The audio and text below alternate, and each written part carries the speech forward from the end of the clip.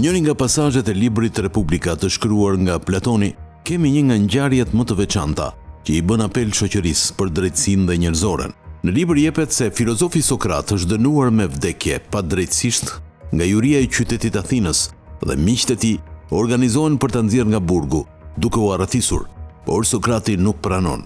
Sipas Sokratit, edhe pse i ka ndodhur një padrejtësi, ai vetë nuk mund të bëjë një padrejtësi, sepse dy veprime të gabuara nuk mund të sjellin kurrë një veprim të drejtë.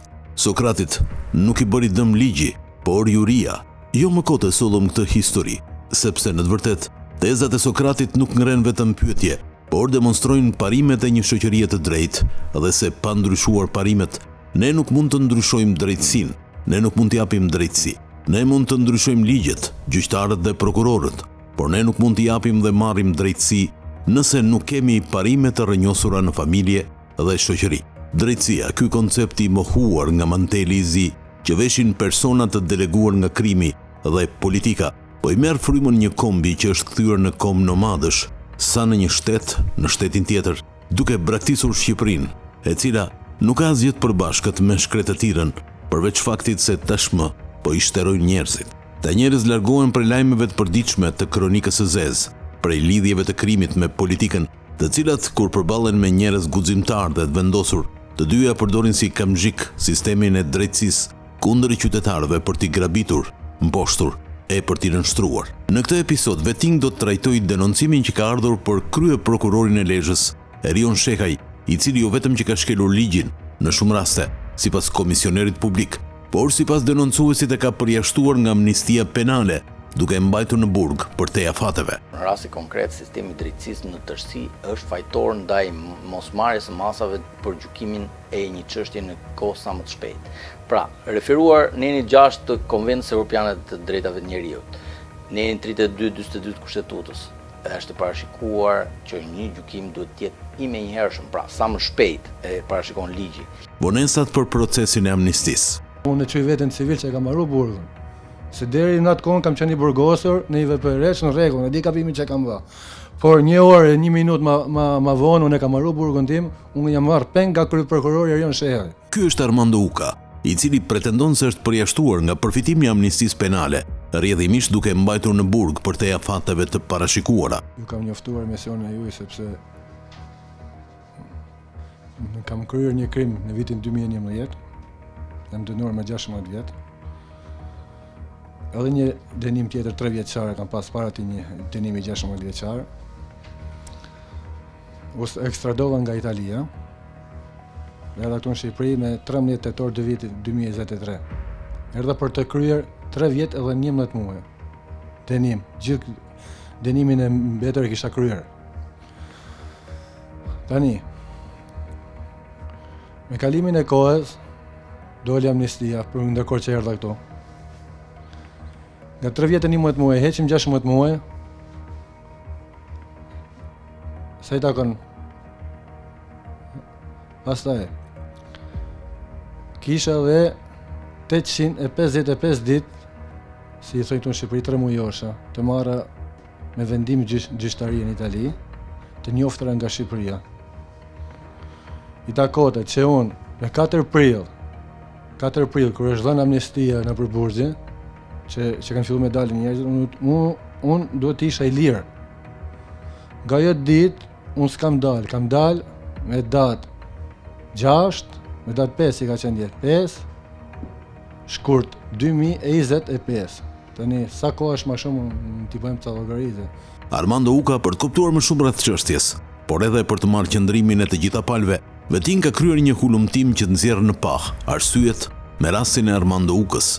Veting e pyeti denoncuesin për sjelljen e tij brenda institucionit të vuajtjes së dënimit në Itali, por edhe në Shqipëri, e cila ndikon edhe te përfitimet nga masa e uljes së dënimit.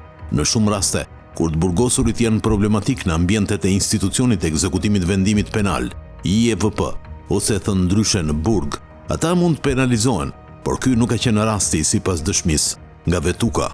Sjellja ime në institucionet edhe në Itali edhe në Shqipëri ka qenë ekzemplar. Kam studiuar, kam mësuar, kam sjell mirë me shoqërinë, sjell mirë me personelin e policisë, sjell mirë me edukatorët, me drejtorët,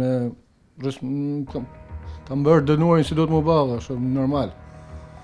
Tash problemi është krye prokurori më ka marrë peng 11 muaj shumë. Në burg, unë du me ta di motivin për çfarë.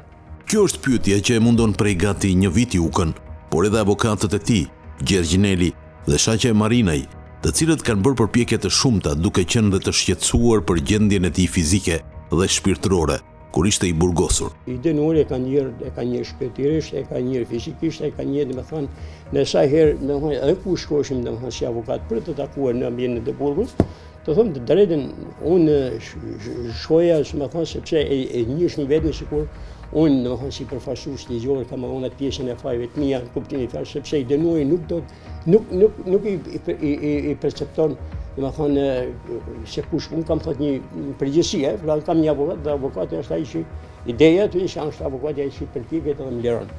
Të them të drejtën edhe unë, domethënë, moralisht njihshim i lodhun, i dop, sepse çfarë do i thoja, unë vetëm se shkoja i thoshim se më thani duke dhënë në ambientin e burgut, në Req, vetëm duke dhënë koraje, duke i thënë që ne kemi bën, ne po përpiqemi prapë, kena bën shkresa, kena vënë lëvizje institucione, tani po presim po dëro.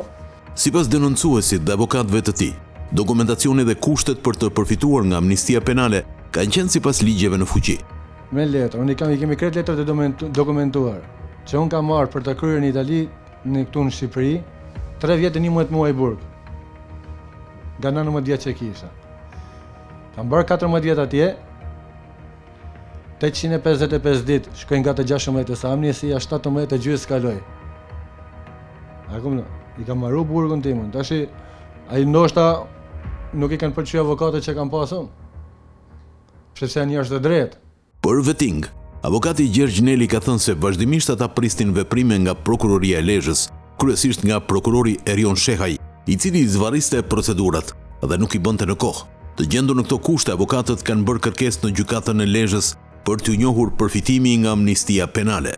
Më 29 maj 2024, gjykata e Lezhës pranoi kërkesën për bashkimin e dënimeve të Armando Ukas, duke dënuar me një vendim të plot prej 17 vitesh. Por pavarësisht përpjekjeve të avokatëve, përsëri çështja do të ngelte në vend numëro dhe do duhet kryeshin procedurat e certifikatave të njohjes nga shteti italian, edhe një herë, pasi sipas krye prokurorit të Lezhës mungonin këto dokumente. Ky dënuar, si mas të ligji, përfitohet e amnistin, përfitohet domethënë një ulje dënimit nga 1 vit e gjysmë, ashtu siç përmend ligji. Dhe në këtë kontekst ne priqim, si më thënë, nga prokuria edhe kryesisht nga prokurori që po bënte, si më thënë, ekzekutimin e kësaj falje, por nuk lodhi. Vazhdoheshim gjyqjet, nuk vinte në gjyq prokurori, e pami, se më thënë, ne e pami dhe shmume si mbrojtë, se më thënë, të dënuari, që prokuria nuk po vepron, po i shmangej.